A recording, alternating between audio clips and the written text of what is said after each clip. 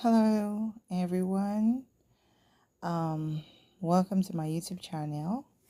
I am the faith-based counselor, and in this on this channel, we talk about anything of interest, really, movies, daily life, what's in the news, whatever it is that I have a maybe a differing opinion to, or something that brings some thoughts and ideas into my mind that I want to share.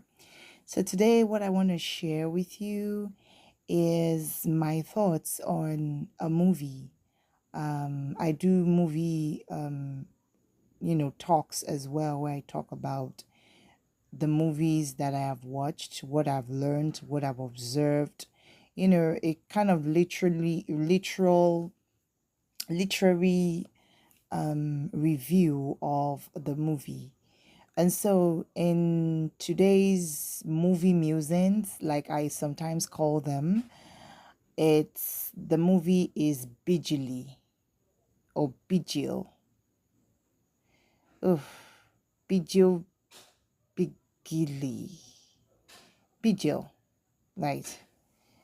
But it's pronounced Bigili, you know. Um, but the spelling is Bigil, like Bigil. It is South Indian movie, and it took me a while to even know there was, you know, apart from the mainstream or the most popular movies or the most obvious movies, let's put it that way, that comes out of India, where you have the artists you might just normally do, like when you're talking about Indian movies, for instance, they're not usually the first to pop up, unless of course you have signified an interest in watching in India as a whole. And so it's interesting to note that there are indeed, besides Bollywood, yeah, that's what the word I was looking for. Like, most people are very familiar with Bollywood when it comes to Indian movies. Like, that's what they think about when they think about India movies. They think Bollywood.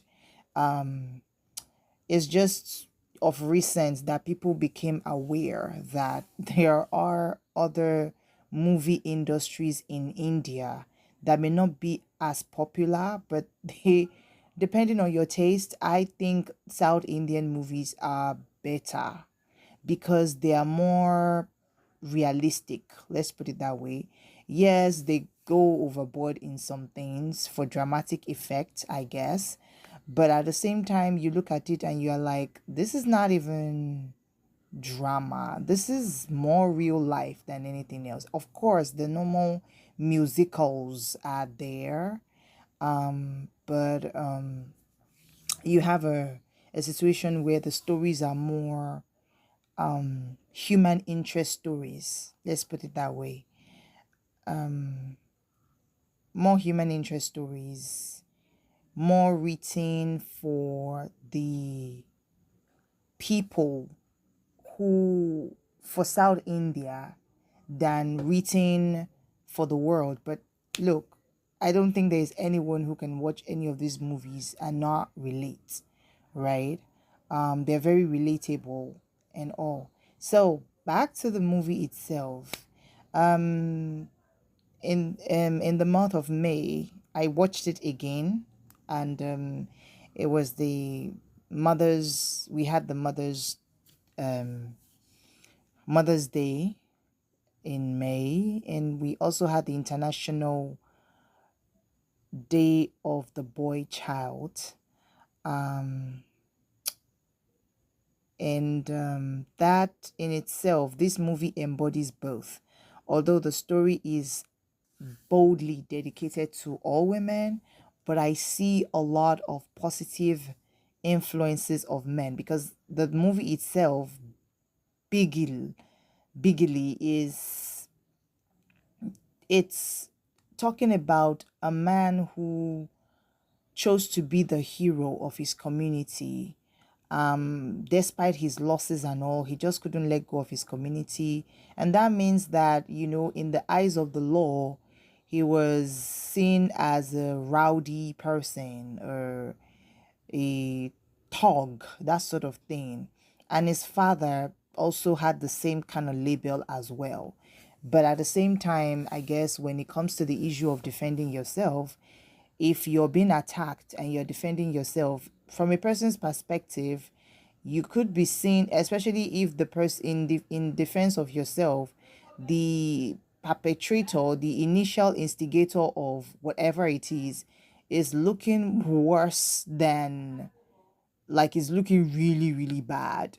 You obviously will be tagged as the bad person, unfortunately, So that was just the case of that story right there. It makes you think. These are movies that I like, movies that make you think, movies that starts conversations, right? That you get home, you're thinking, like, it sticks to your mind.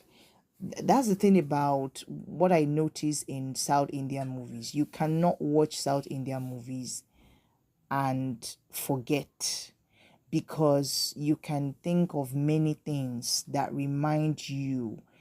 Like I said, these are human interest stories, and we all relate to these stories. Like, you would always find you one way or the other, whether in your thoughts or experiences or people's experiences that in these stories, especially a story that is dedicated to all women.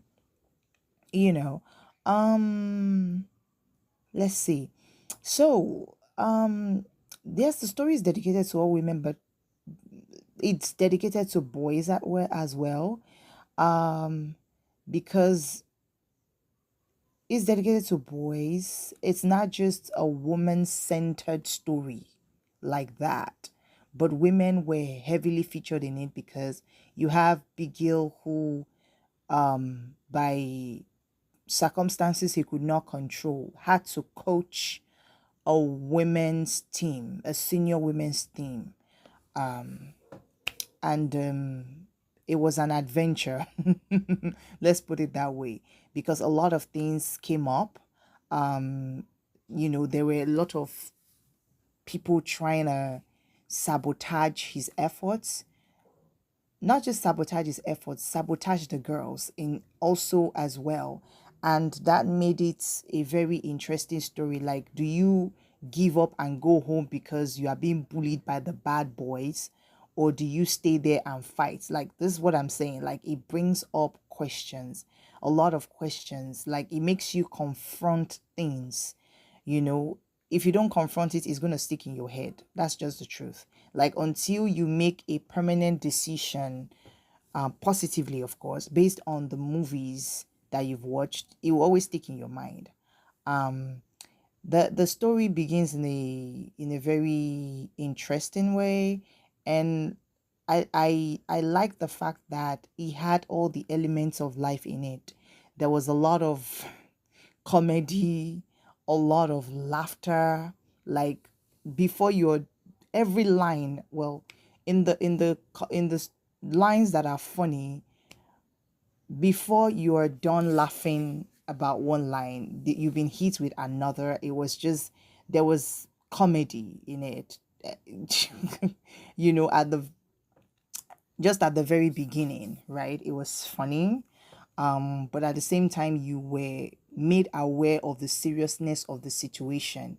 It's like trying to make fun out of a very serious situation, but still have to handle it. Like, having fun, as much fun as you can, while dealing with a serious situation, like not losing your sense of humor. Like, when your sense of humor is so part of you that it enters into, even when you're serious, people can laugh watching. The only people that wouldn't be laughing are those that you're confronting. No, they wouldn't find it funny, even if they could laugh, right? And so you had a lot of laughter, and you had a lot of tears as well. They were very moving. This story is a very moving one, emotionally. It features, when it comes to women, it features, like I said, the story features both women, men, and boys as well. You have a situation where the hero, the hero of the story, has a very beautiful relationship with his father. His father is very present in his life. His father is a positive influence over his life, and his father always teach him good stuff. When his father has his habits that are not fantastic, well, by society standard and all, but his father is very self-aware of these things, and he says, look, don't be like me in this area. You're much better than this. You have a situation where you have a father who hypes his son, like he doesn't spoil his son. His son cannot get into trouble because he will get into trouble with his father. But they have this healthy relationship where they love each other and they show it. Like, this is a man that has no problem hugging his son. Like, he'll be like, come here and give your father a hug, kind of thing. Like, he will scold him, but you don't see him yell or raise his voice. But men with strength and authority don't even need to raise their voice before making their point. Like, just them looking at you as a child, you already know you have it coming. And he knows how to get through his son without emasculating him. He knows how to get to his son, like to speak to the child and the leader in him. Like, he brought out the best in him without killing their relationship as father and son, without, you know, yeah, without unaliving, let's put it that way. The relationship between him and himself and his father. So, it's the father was, I don't know, I just admire his father, let's put it that way. He he decided to be like his son's backup. Things happened along the way, but because his father, because he had a positive influence on his son was able to continue his father's legacy in a very beautiful way. Like, he became better in than his father, like his father wished for. His father didn't I don't think his father had an education, a Western education as much, but he was a very wise man. He was a very wise man, loving, a leader in his community, a revered and respected man in his community, which politicians in his state don't like. You understand? They only like people like him when they're willing to be paid to dance to their tune. And this man, Bigil's father, wasn't one person to dance to anyone's tune. He was his own man, and he taught his son that. In fact, he taught every boy that was in his company, that every boy, every all his son's friends call him father. It's that, like, his influence was that massive. And so Bigley continued in his father's legacy, and in protection of human rights the way he knew how to, in protection of his people, his community, the way he knew how to. And so, you have men featured in here in a very healthy way.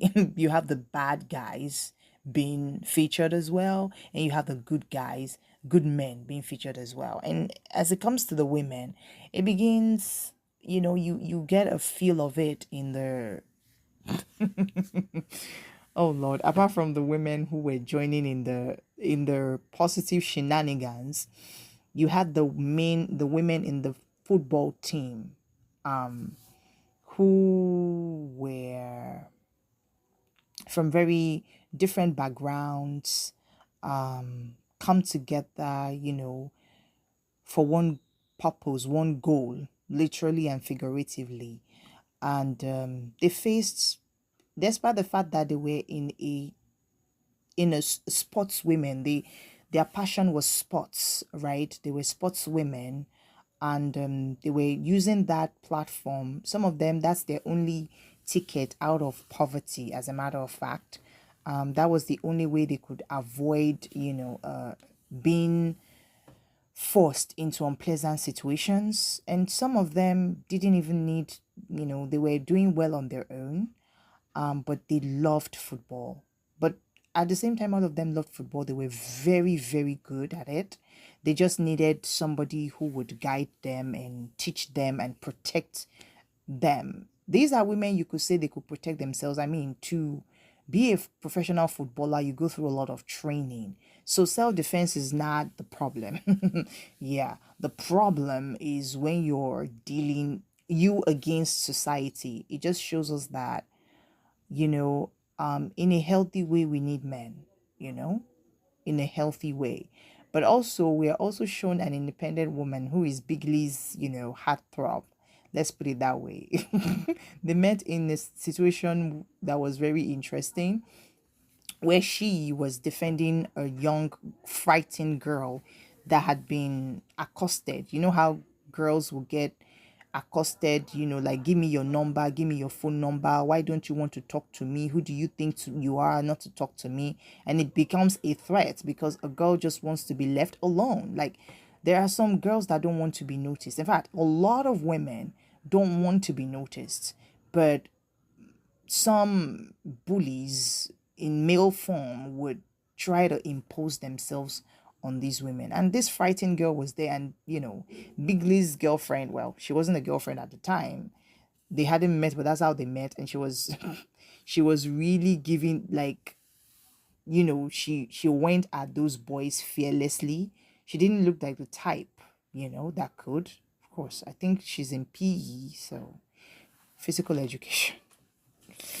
Yeah, so it was very interesting seeing her strong character. She didn't seem to need protection, as a matter of fact.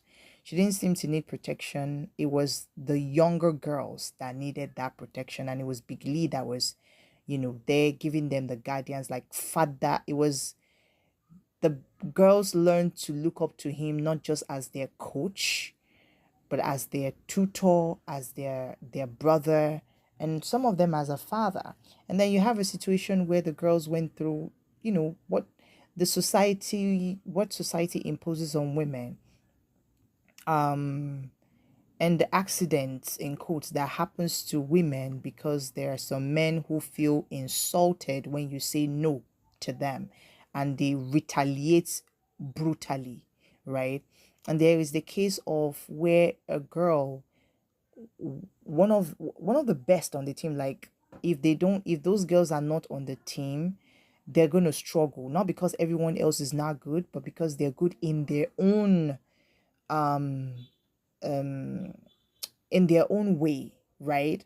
While the other girls are good in their own way. And so it's like when somebody is good in packaging and one other person is good in production, right? They're geniuses in their field. And so when one is missing, the end products becomes delayed, it becomes an issue because, yeah, either can do the other person's job, but not as good as the other person can do it. And so that is the case in this football team. And one of them was, two of them were missing at some point, and they gave us a backstory of why they were missing. They were alive, but they could not. Circumstances beyond their control kept them away from their passion in football. And so this man with his girlfriend, went to try to remove the obstacles that were surrounding the girls. For one of them, it was a psychological obstacle, and for the other one, it was a marital obstacle. Like, they needed to talk to her husband, right? She got married, and her husband, had a mindset of, why would I have my wife running around in shots for men thousands of men to be ogling her and stuff. Like, why would I want my wife doing that? And um, it was interesting that, when he was talking, the coach wanted to punch him. Seriously. But the girl, his girlfriend, um, or his heartthrob, sort of pacified him, and she took over the conversation. She was like the diplomat, she was smiling as she was dropping gems, and all the women there were in the family were just like, wow, thank you for speaking up for us. Kind of, they all got emotional because she spoke up for them. Like, look, as much as what you have to provide is great, is fantastic, but women have passion, they have dreams. Like, she highlighted that for him so that he can understand how important it was, and then they left it in his hands after they've spoken to him, like, look, your wife is watching, right? So do the needful. And fortunately, he listened, um, and probably asked his wife, like, what else would you want? I put you on a silver platter, like, and it was interesting that she was, well, her husband followed her, which was, I guess, the moral support she needed. The entire community, and you know how Indians are, they are communal, so when you are in a community, you have like 20 people, 50, your family and the neighbors with their families, they know you, right? So it was a beautiful farewell where everybody was outside and be like, go there, out there, fulfill your dreams. It was very beautiful to watch, and at some point it looks like she wouldn't be able to play, because she was pregnant. She found out she was pregnant while, during the competition itself, during the championship, because they were playing for the national championship, senior women national football championship. So that was what they were aiming for, to get the national goal, the national cup, right? The championship cup, as a matter of fact. And so it was at that pivotal time, the last moment, like it was the deciding factor. It was them and one more team left. Whoever won was going to hold the cup as the national champion. And so that was when she found out she was pregnant. It, it, and poor girl, she was crying. Okay, she was crying. I mean, it's a joyful thing for her, but she's like, and of course, her coach got to know about it, and you know how men can be. They always, the good men see women as delicate, no matter how powerful they are. They understand their power, but they also see them as delicate, especially when she's pregnant. She's like, look, I'm not talking to you as a coach right now. I'm talking to you as your brother. I cannot allow you to go and play. And she managed to convince him, like, she said something really powerful. I had to bring that out. I should probably have left that out. I hope that's not a spoiler. But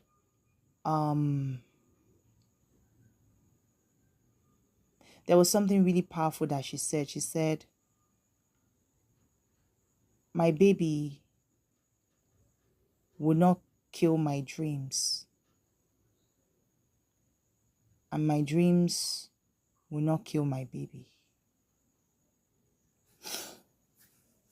I almost cried. It was very emotional, right? And she went out there, played, won a goal that was really, really important for the team. And I mean, it was a beautiful thing because it was like she and her baby, everybody was like, when she was about to kick the that very important goal, Um, Even her father-in-law was obviously, I mean, when something becomes national like that, everybody and their neighbors that know you, that knew the girls were in front of the screen. And since everybody in that community was affected by it, they just brought a TV out in the open. No, it wasn't a case of everybody staying in their house. No, they just made it a communal thing. They just came outside and watched it. And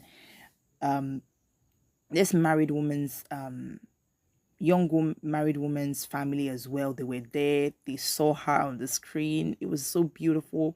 And when she was about to, like, make ready to kick the ball, that very important kick, our father-in-law held his hands together in prayer, like, please let this girl do well. And when she kicked that goal, wow, it was beautiful. I think I cried because she just fell on her knees. And I think it was beautiful. Like, I can't believe, number one, I am touching soil in my dreams. And we have this. I did this. I did this for myself. I did this for women like me. I did this for my team members, my community, my state, my nation, and all of that. It was just so beautiful, especially that song that was playing while the stadium erupted in celebration, her community erupted in celebration. The song that was playing was like all that pain of the soul and of the body was strengthening me for a moment such as this. My God, it was so beautiful. And when the girls had their moment, it was a celebration of the men that put their lives on the line, literally, to make that their dreams come true. And also the woman that was there all along, providing that was their physiotherapist and all of that. Like, of course, when you're gonna have a women's team, you gotta have a woman there who will be like their matron, their guide, and all of that. And it was such a beautiful thing, right? The celebration and all. And then the concluding part of the story where I said it was also for the boys and for all men too, where Bigli decided to let go of a mortal enemy, literally, because of that enemy's son. And he told him, he said, look, I am sparing you because of this boy. I do not want him to spend his entire life. Because when the altercation began between him and that villain, his son was there. The villain's son was there. A very young boy, not more than 7, was there. And the boy dropped his book. He just shouted, Daddy, in their language. And he dropped his book. And the hero had to look back and saw him, and it was like, and he said, look, a boy is an inhumane thing for a boy to have to witness this sort of thing. Like, please, for his sake, change. And know that the reason I'm sparing you is because of him. So you had better do better and be a positive example for this boy. You understand? And he just walked out. And I love the fact that he made not just a great impression on it not became a just not just a positive influence on women, but also on boys too, because apparently that boy, I mean, villains also sometimes can have their own love. They can be as brutal and as loving. It's a weird mix sometimes. And obviously this villain loves his son, and he took the hero's word. And of course, that boy was like, I want to be like Bigili, I want to play football like Bigili and all of that. I mean, obviously, he liked him for, not doing to his father, what his father had done to him, sort of thing. So the hero became his hero, and he's like, take me to him. And when they met, he was like, my son seems to like you. Are you gonna tutor my son, or you're gonna let past grudges get in the way? He's looking at him like, get out of here, let me see that boy.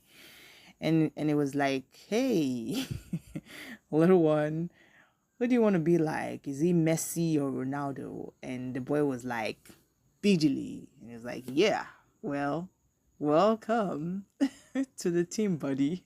Something like that. Very beautiful story. I highly recommend it to watch, because whatever extremes you may find in that story are quite understandable. This story is very, very relatable, and is one of my favorite movies. Like, I every now and again I remember it, and it just so happens that the day before I did this audio, I watched it. All right, then, if you like this content and you like the review, please like, share, subscribe, please, comment. What are your thoughts? By the way, the movie is on YouTube and it's subtitled. I mean, if it wasn't subtitled, I wouldn't be able to watch it. So it's there, it's free, subtitled, you can watch it.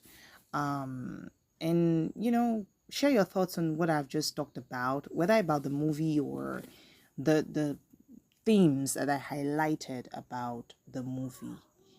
Until next time, if possible, be at peace with all men and be at peace with yourself as well. And make peace with your maker. Peace.